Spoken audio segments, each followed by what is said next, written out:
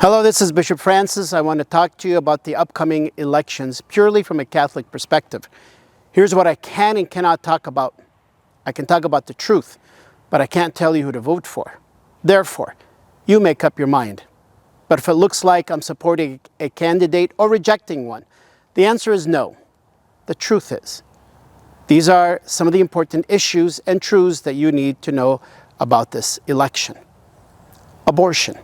It's a very important issue to discuss, according to the U.S. Catholic bishops.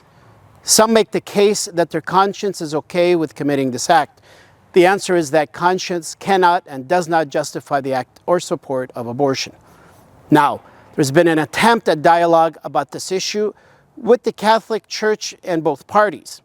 So let's take the first, the Democratic Party. There's been dialogue to limit abortion to just before the third trimester. That is, abortion after the 7th month of pregnancy would halt. The Democrats have come out and said no. Okay, so what about the 9th month? The Democratic Party said no. So what about partial birth abortion? You know, the procedure by which a child basically in the birth canal is killed up to the 9th month and even getting ready to be born. The Democratic Party said no. What about the Born Alive legislation? Senator Ben Sasse proposed a legislation that said a baby having survived an abortion procedure by a miracle is now on the table alive. Would you be willing to support legislation that would protect the child? And most Democratic people in Congress and senators, including the ones who are running for president and vice president, the answer came back as no. That's the Democratic Party's position. And most, if not all of its constituents, like I mentioned, those who are running for president, vice president, senators, representatives have said no. Abortion is the hot ticket to the Democratic Party. And in their national convention, they offered free abortions, which unfortunately a cardinal prayed to open up their convention. 25 children were murdered. I'm purposely saying the word murder because that's the word that Pope Francis used all the time when he talks about abortion, later on Pope Francis. What about the Republican Party? Dialogue with the Republican Party brings about the following.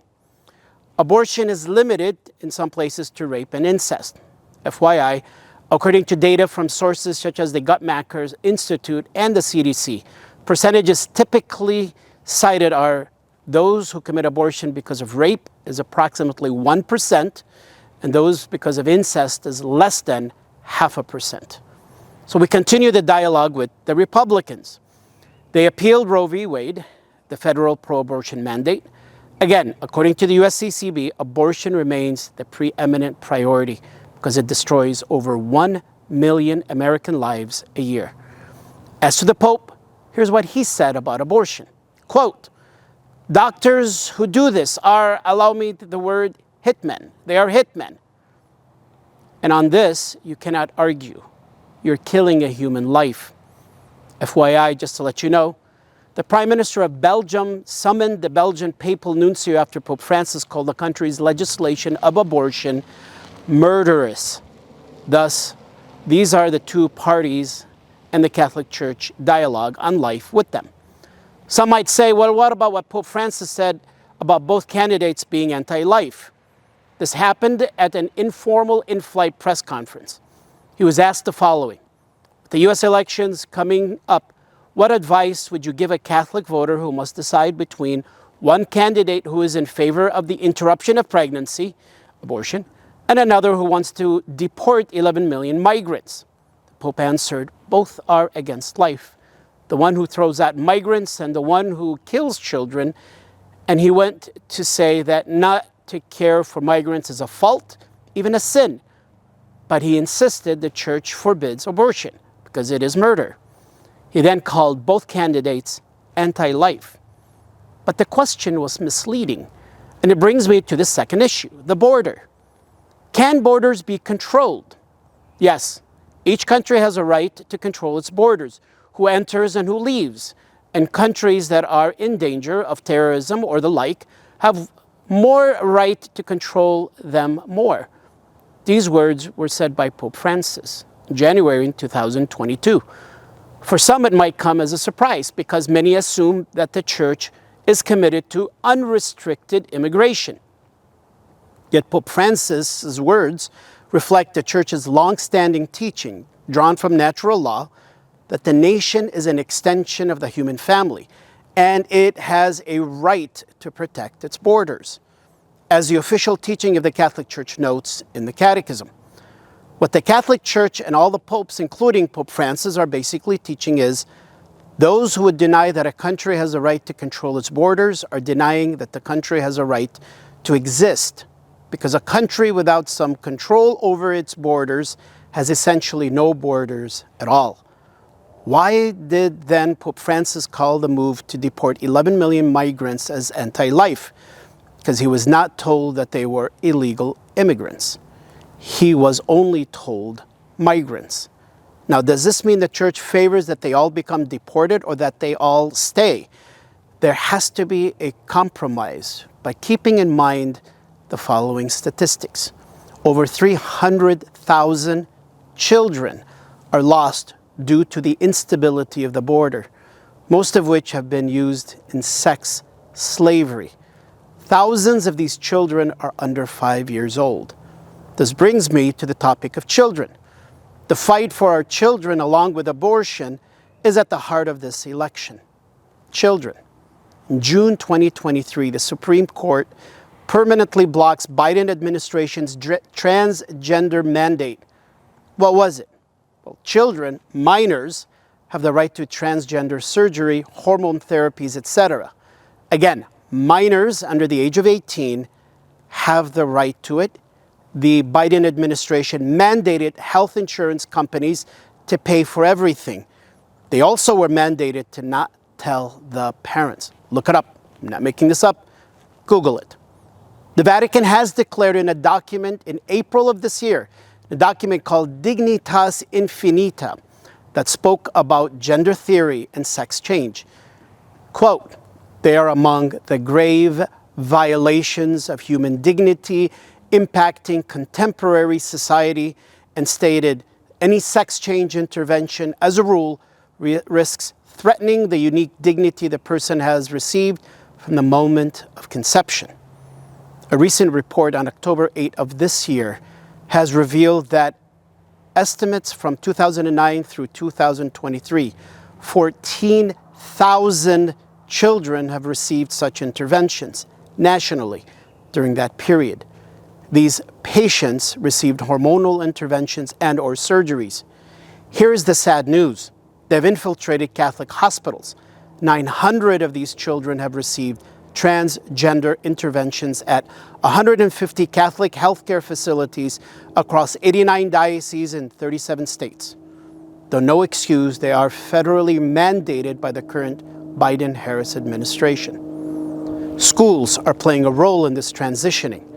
There are schools districts, not just schools, but districts that have helped teenagers transition without parents' consent.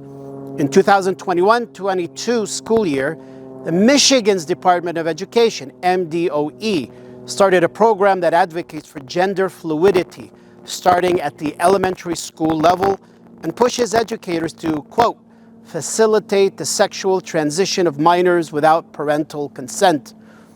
Other examples in Chicago, California, documents obtained through the recent Freedom of Information Act request reveal that a California school district partnered with a healthcare facility to provide children with gender transition hormones and surgeries without parental consent through a, quote, mental health program, unquote, for K through 12 students. They offered cross-sex hormone medications like testosterone, basically without informing parents if it's for mental health. These kids were as young as 12 years old. This is funded through the Mental Health Student Service Act, MHSSA, also known as the California taxpayer. Please Google it. You'll be surprised. When Kamala Harris and Donald Trump were asked about these issues, and please look it up on their websites. Kamala Harris supports taxpayer-funded sex change operations for kids. Trump said no. What about schools? Biden administration in June of 2023 put new actions to protect LGBTQI plus communities. Working with the Department of Education, the Biden-Harris administration put out a new, quote, toolkit for schools to use. Number one, to protect LGBTQI communities from attacks. Two, support LGBTQI plus kids so they can thrive by strengthening mental health resources for LGBTQI youth, and to shield these LGBTQI Americans from book bans. What are these book bans? Pornographic children's books in our school libraries. Google them. If you don't believe me, go to your child's library. These talk about sex positions, oral sex, transitioning kids starting from kindergarten. I'm giving you an example. There's a book called Call Me Max, which is about a toddler who becomes gender and uses the opposite bathroom at school. If you don't believe me, go to your kids' libraries and find these books. Another such book, and I'm sorry to say this, and it hurts to say it, the book is called This Book is Gay. There's a chapter called Boy on Boy Sex.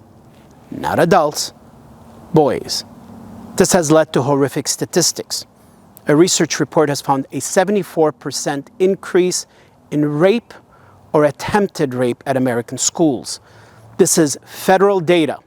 Sexual assault complaints in, get this, K through 12 schools found to have more than tripled. The assault is both from other students as well as employees. 2022, at least 269 K through 12 educators were arrested on child sex crimes. The educators included 4 principals, 2 assistant principals, 226 teachers, 20 teachers' aides, and 17 substitute teachers. Therefore, register to vote. Please don't make excuses. Please vote and make a difference. Local votes, education, president, vice president. Thank you, and God bless you.